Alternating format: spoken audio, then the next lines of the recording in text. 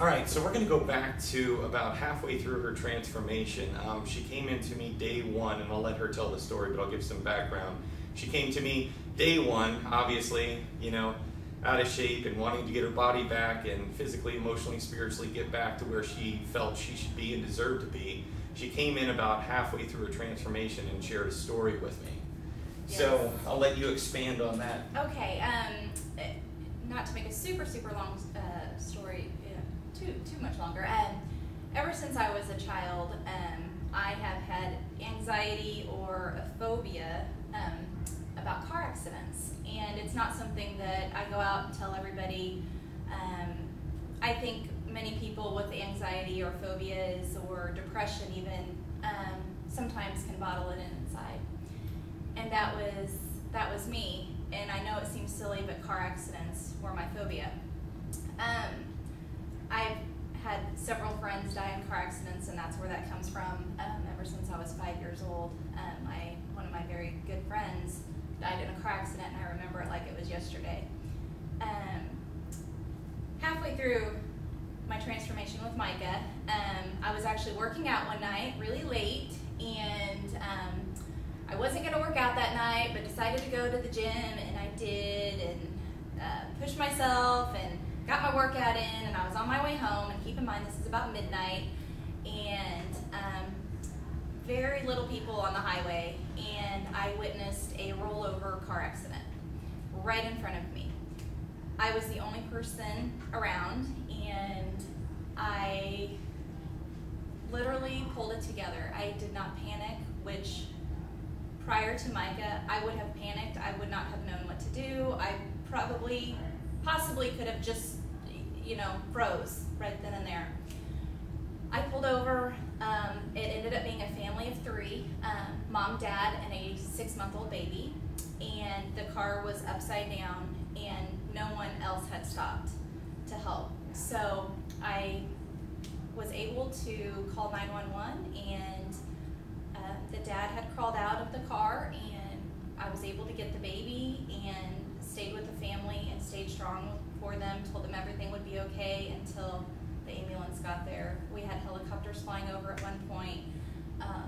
But honestly, the worst thing that could probably emotionally happen to me because of my anxiety phobia did happen during my transformation.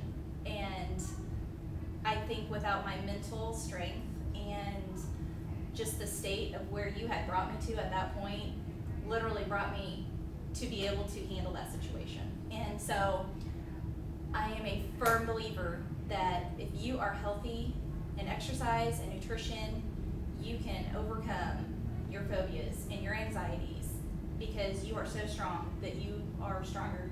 You're strong enough to defeat them. And that's what I did that night. I defeated my phobia. Wow. Not that I'm, I wouldn't say that the car accidents don't scare me, because they do, and they probably always will. But that night I was able to take control of a situation I don't think I could have ever handled before.